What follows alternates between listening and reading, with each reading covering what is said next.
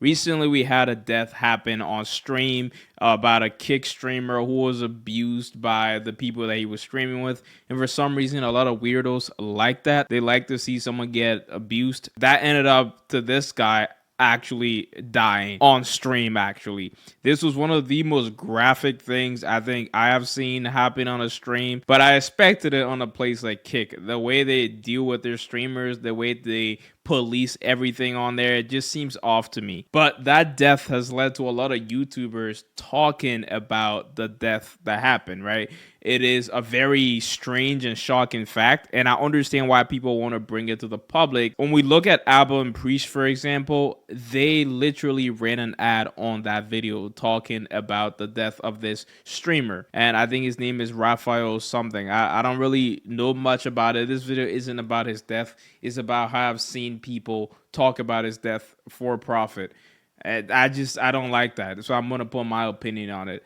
I love Album Preach. I love what they do, and I see the importance of them making a video like this to talk about a certain subject. But to then run an ad on that video, right, and like entertain people off of this man's death, make like probably thousands of dollars off of his death. Those streamers as well now getting more popularity because that only serves to make them more popular, because they're not going to be held accountable for this death as it was a health issue that this guy had in his history. So they are making those guys more popular, right? The French stream more popular, but they are also making themselves more money, getting more views. There's nothing different about this death shock factor than anything that they talk about. Even our guy Penguin Zero is making videos about it, but I like him because I haven't really seen any ads on his videos, right? He's actually making this video as a thing that respects the person and their death. I don't want to see these YouTubers go out here just like talking about very tragic thing that happened in someone's family.